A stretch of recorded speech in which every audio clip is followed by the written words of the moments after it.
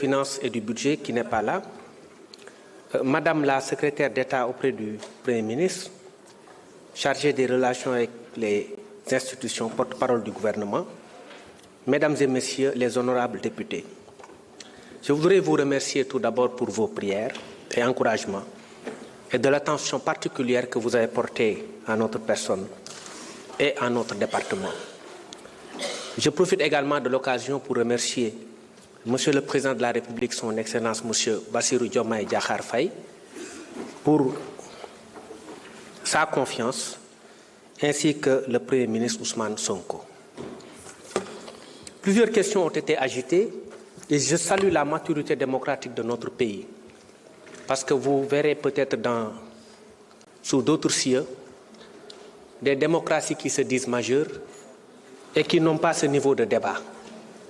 Par quelque bord que vous puissiez vous trouver, j'ai pu remarquer que les débats ont été tenus dans la sérénité, dans le respect mutuel, avec des idées très profondes. Également des préoccupations qu'on essaiera de résoudre dans le cadre de notre département. Également des mots qui nous vont droit au cœur, je l'ai dit tout à l'heure. Elle n'est pas malheureusement encore là. Je voulais taquiner un peu ma consoeur Aïssata Tall Sall. J'étais très content de ses conseils, de sa posture. Il a cité un ministre de l'Intérieur. À l'époque, on ne parlait pas de ministre de l'Intérieur d'ailleurs, mais ministre de la Police, chez Napoléon. C'était du temps de Napoléon, où Joseph Fouchot était ministre de l'Intérieur, et Aïssata parlait un peu de la synthèse qu'il faut entre la force et l'intelligence. Je crois qu'elle me connaît suffisamment calme et réfléchie pour savoir que je mesure la pleine dimension de ma mission, que que j'exécute avec tact et que j'exécute en respect des droits humains. Il ne m'appartient pas de faire de forcing ou de faire le forcing dans le cadre de mes relations avec les administrés, parce que moi, je suis du bas peuple. Et ni ma formation, ni mon parcours ne me déterminent à être violent vis-à-vis du peuple. J'appartiens à ce bas peuple. Je suis avec les petits commerçants.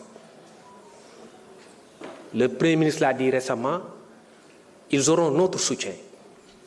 Mais nous voulons simplement du donnant-donnant. Parce que la culture de la citoyenneté n'est pas négociable dans un pays. Il nous faut nous comporter en bons citoyens avant de réclamer des droits.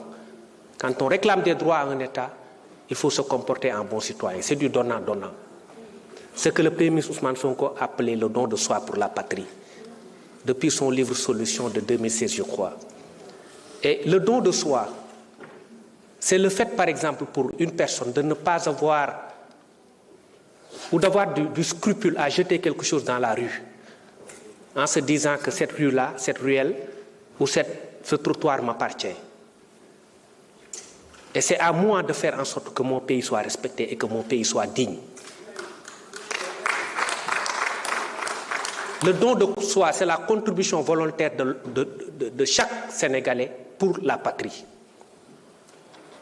Le don de soi, c'est aussi le fait, quand on est deux personnes et qu'on voit quelqu'un jeter quelque chose dans la rue, d'aller lui-même procéder au ramassage, elle-même procéder au ramassage de la chose et jeter ça dans la poubelle. C'est ça aussi le don de soi pour la patrie. Aïssata, vous me connaissez comme étant un avocat réfléchi et mesuré et pondéré.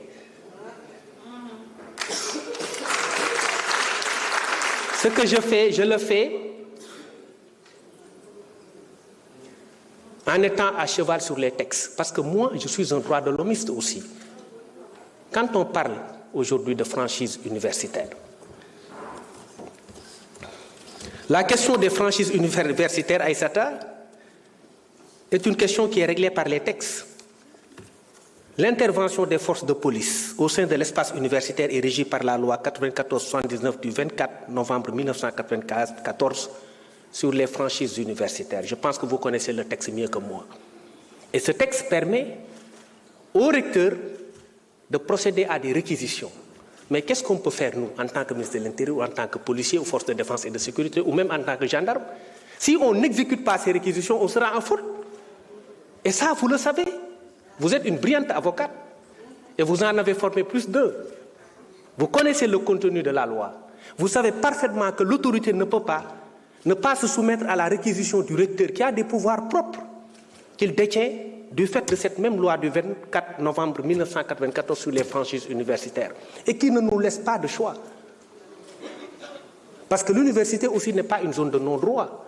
Quand on commet un meurtre à l'intérieur de l'université, on ne peut pas, sous prétexte parce qu'on est à l'intérieur de l'université, qu'aucune personne ne doive intervenir dans l'enceinte universitaire pour arrêter le déroulement de cette infraction-là.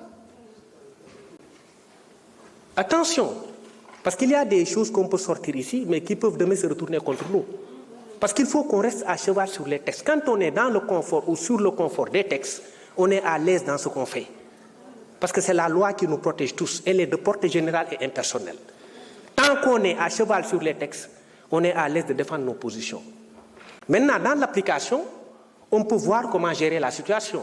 Et c'est le cas ici à l'université. Quand le recteur demande l'intervention des forces de défense et de sécurité, le policier qui refuse ou le ministre de l'Intérieur qui refuse est en faute. Nous, on ne peut pas être en faute vis-à-vis de la loi. Parce qu'on connaît la loi, on ne peut pas violer la loi.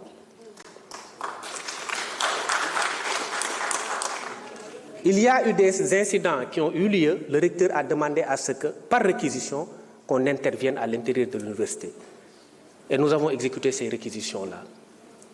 Par contre, les étudiants sont nos petits frères. Moi, je suis toujours étudiant parce que j'étudie toujours, je vais à la fac.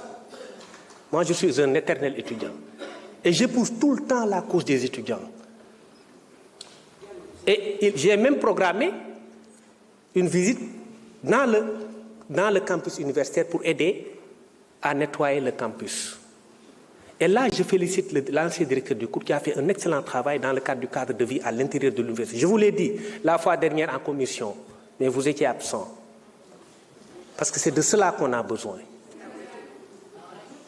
C'est de cela qu'on a. Et par quelque obédience qu'on se trouve, il est bon quand quelqu'un a du mérite ou qu'il a fait une chose, qu'on reconnaisse cette chose-là. Moi, je suis honnête et je me veux généreux. Voilà. Maintenant, la situation étant comme elle est, les choses se sont calmées. Les étudiants, comme je l'ai dit, sont nos petits frères. Pour moi, et sont nos enfants pour d'autres. Moi, je demande au recteur de lever la présence universitaire aujourd'hui même. Parce que j'ai vu que c'est une condition pour la cessation de la revendication estudiantine. Pour moi, la paix étant revenue à l'intérieur de l'espace universitaire, je peux quand même demander au recteur de le faire, même s'il a des pouvoirs propres.